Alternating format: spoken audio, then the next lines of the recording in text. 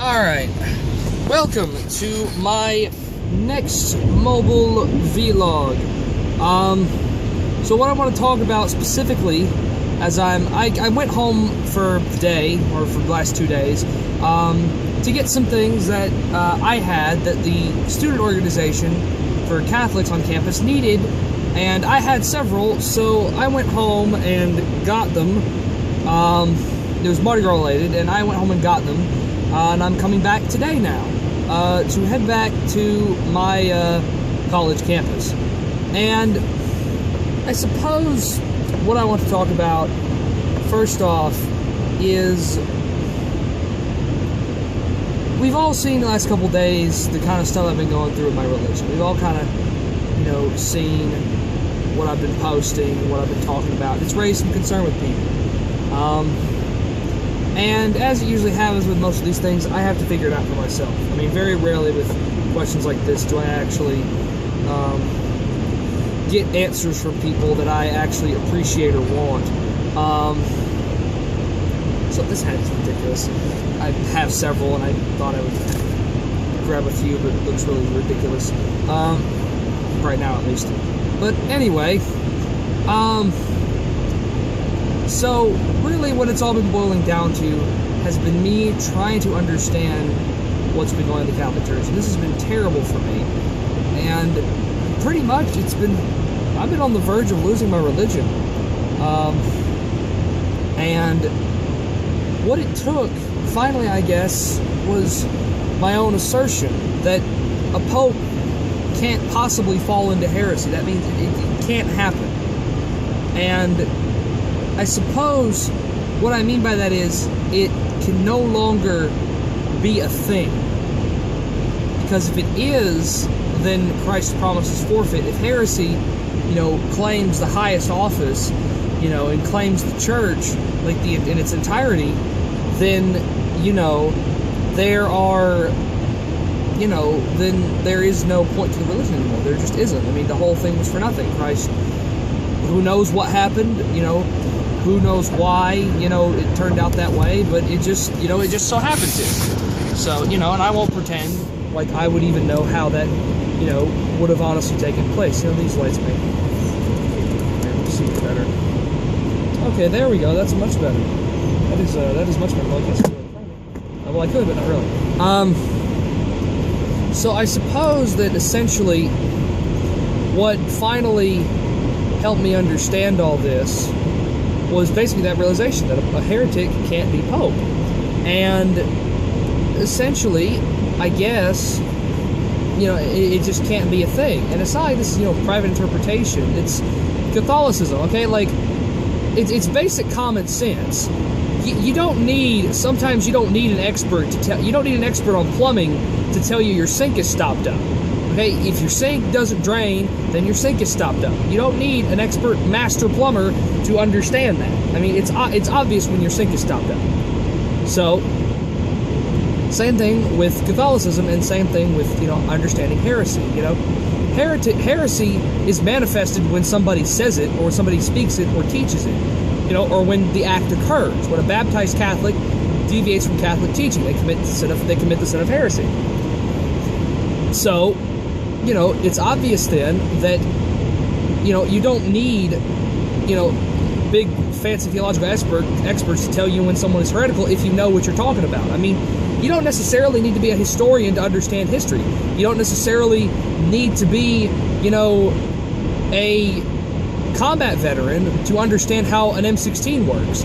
You don't need to basically, you don't need, to be certified in everything to know what you're talking about sometimes. I mean, some things you do, but if you have a working knowledge of something, then there's no reason that you can't know what you're talking about. So, such as it is with Catholicism. Essentially what bothered me about the whole thing was that, even if the Pope is heretical, there is no way to get rid of him. There is no way to depose him, so it literally was not thought of. It literally was not even conceived that this could happen. Until, I realized, the anti-state of incontest argument that, the first see is judged by no one, which Pope St. Nicholas said, and has been reiterated in multiple councils throughout the medieval and Renaissance and early modern period, It's true, the first see is judged by no one. So how are you going to put a pope on trial even for heresy? How are you going to do that when, quite frankly, the see can't be judged? It's apparent. It's right there in the teaching. The first see is judged by no one. It's in Dictatus Papae. The Pope is above even kings and emperors. And in fact, Pope St. Nicholas's words, his own words, in the bull are, neither Augustus nor any clergyman has the right to judge the first see. So even the emperor, even an emperor, a Christian one even, could not judge or do anything related to the pontiff in that regard. I mean, Otto the Great and his relationship, and the Diploma Autonium are totally different matters. But you're starting to get what I'm saying. The idea we need a council to judge the Pope, or that one should even exist, is anti-papacy, because it attacks the inerrant authority of the papacy.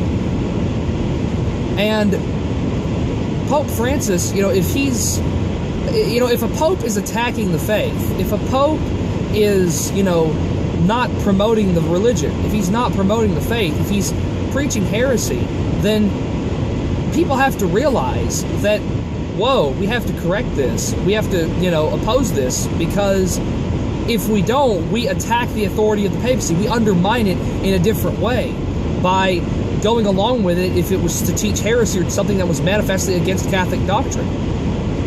Because, people would grill us over that.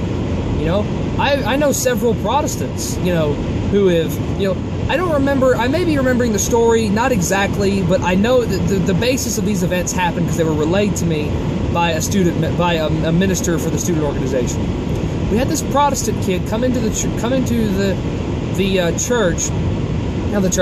student organization building, and was debating with people, and he said, your own Pope doesn't follow the religion.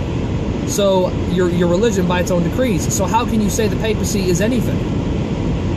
It's like, see, well, what do you do with that? You have to say, well, that's not Catholic. Then you have to provide examples why. And there are examples for why.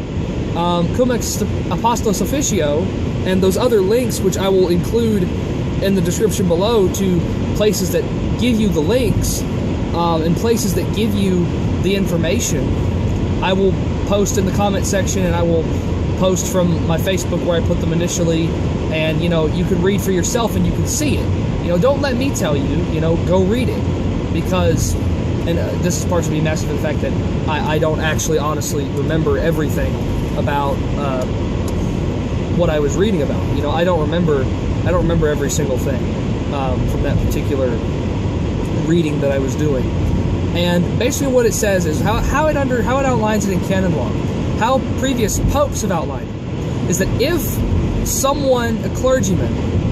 a clergyman, speaks heresy and teaches it, or is a heretic, then they lose all authority. You're not obliged to acknowledge them on anything anymore. If there is undoubted proof that they are heretics, and it is discernible, and they lack the sensus Catholicus, then you don't have to listen to them. You don't have to listen to a dadgum thing they say. They don't have authority anymore. They are ipso facto excommunicated, and an excommunicate cannot hold office. So, that being said, it's obvious that you're not bound to listen to any of these popes from John the 23rd on up when they preach heresy and when they preach these things that are wrong.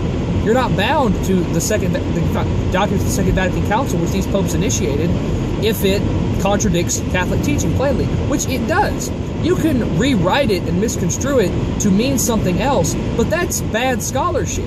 That's a scholarship no-no one-on-one. Unless you have grounded proof otherwise. When you read a primary source, you take what is said in that primary source on face value in the context which it is said by the people. You only judge it you only addendum to that based on the surroundings, the people involved, an honest character assessment of the people in this scenario. You don't just rewrite it and say, oh, it means this. Even if you can find a way to spin that where it's okay with Catholic theology, was the intention of the people writing it to make it sound like Catholic theology? Do you see what I'm saying? If it wasn't written by people who were doctrinally sound in the first place, On what basis do you have to say that the documents or pronouncements or teachings were made by people who were sound in the Catholic religion? And what is somebody who is not sound in the Catholic religion and who knows it and who struts around with it and teaches it as authoritative doing but spreading heresy? It's that simple. It's absolutely 100% that simple. And that really sums up my opinion on the matter. And I'll start sharing videos to the page. I'll start posting things, that explain the statement better than I do. Now, before we go any further, I understand de facto this makes me a sedevacantist. I understand this makes me one of the recognize and resist traditionalists. I understand that. But in my opinion, if canon law backs these people, then they're obviously not, they're not heretics. They're not schismatics. If the law of the church, canon law, backs them up, then there's no room to be said that they're in error. If literally church teaching is behind them. I mean, that's just the way I see it. That makes complete total sense to me. So I understand. However, I'm not going to sit here and say that I'm sedevacantist or really SSPX in terms of like a moniker or for like identification. Like, I would prefer to say that I am someone who, I recognize that I'm just a Catholic. I would prefer to just be recognized as a Catholic, because if we let ourselves get divided into these camps, we delegitimize our positions. In the eyes of the world, we have to say that we're Catholic. We can't say, oh, we're this, that, and the other. That complicates the issue for converts. That complicates the issue for missionary work. We need, right now, more than anything, the Catholic Church, Catholics need to turn inward and focus on themselves. The Church needs to focus on itself. We need to withdraw from the culture wars, withdraw from everything, that we're doing, and we need to focus on fixing our own mess right now. Because you cannot assault an enemy with a divided army. You just can't do it. We're going to be absolutely powerless to do anything to face the social and moral evils of our day if we're divided and we're bickering before we even, can get done with a mass, to pray for the intentions of, what we're trying to do. And I would like to take a minute to say, I'm going to be sharing for a lot of sedevacantist sites, a lot of, a lot of sedevacantist sites, a lot of SSPX sites and groups. And I would like to say, I have problems with these groups. These groups have issues, which kept me out of them longer than actually disagreeing with them. Fascism and race theory and anti-Semitism are prevalent in all these groups, from the highest to the lowest echelons. Holocaust denial, which is just historically abhorrent. The sedevacantists are just weird in general. Lots of the addendum I add to these groups is that I don't support like everything else. If I share something from a page, if I share something from someone that someone has said, it's not a wholesale 100% endorsement of that entire apostolate and its character. It's an endorsement of that single statement. This is me saying, hey, look at this. This is correct. Sometimes, if it's like a photo or something, if it's so bad, if a group is so detestable, like Trad Youth Network, where I don't want to give them press, I just download the image and repost it myself, because I don't want to give them press, because they don't deserve it. And they certainly don't deserve the label traditionalist when they ascribe to ideologies that are as old as the 18th century, as the 19th century. So no, they don't get my press. They don't get free advertisement from me. And I would hope all my fellow imperialists would follow suit in that regard. And I would also like to take a moment to talk about the people who have been opposing me on my words on the papacy and my falling out from faith from day one. And I would like to divide my response into two prongs. The first is to say thank you to the people who sincerely and politely and compassionately and empathetically have tried to answer my questions, and who have tried to help me out, and have tried to, give me the correct answers. And I thank you. I thank you for that. My second response is for the people who have been rude, abrasive, unkind, belligerent. Fuck you, okay? You were being an asshole. Fuck you. You know who you are. I'm not going to say your name, because if you feel like you were an asshole, you probably were. If you're unsure if you were an asshole to me, please ask, and I will tell you you were an asshole. And if you already know you're one of those assholes, fuck you, because you were an asshole. I was dealing with something that was earth-shattering and life-crushing at the moment, and probably one of the worst spiritual crises of my life so far, and your response was to be a belligerent dickbag. Okay? Even St. Francis de Sales and St. Benedict both say in their writings, not exactly this way, but to the effect, you have to give the truth to people and be polite about it. You can't be a complete asshole to people. Don't swaver in your principles. Don't buckle in what you're trying to tell people, but don't be a shithead either. You can give tradition to people and you can be polite about it. You can be patient and you can be kind and forbearing.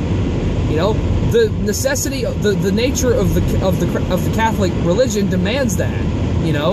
Because why would you be belligerent about and furious about something like that when you're right?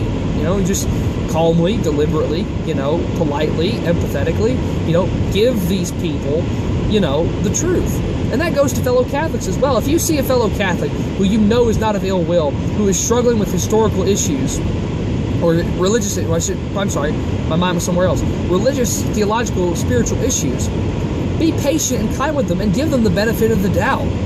Because no Catholic really wants to leave Catholicism, especially if you've been raised in it or if it was a big part of your life. You don't want to leave something that's like a huge part of yourself. That's like having to cut off your own arm. It's not something you want to do, but if you've got to do it, then if you think you've got to do it, odds are, you're probably going to do it. So, to those people, just seriously, fuck you. Okay? Some of you were just outright rude. Okay? Some of you had very poor arguments, and I demonstrated how you had poor arguments. Okay? So my advice to you is, take that and learn, like I'm going to learn from this, take that and learn how you can better modify your position and modify your approach, and how you can stay away from fallacies in a debate. Because stuff like that will catch you. Not everybody is your stupid family members who think Catholicism is the whore of Babylon just because Pastor John said so. Okay? Some people are intelligent, well-read intellectuals who, honestly, are going to destroy you just based on your argument alone. Because they can see in your sentence alone where you contradict yourself, where you engage in doublespeak, which a lot of you did. And that really pissed me off, because I gave you people the benefit of the doubt that you were smarter than this. But clearly, you're not. You're in need of quite a bit of improvement. And, I was the one that was leaving the Catholic religion on this subject, but that doesn't make you faultless either. I'm the greater one at fault for leaving the religion.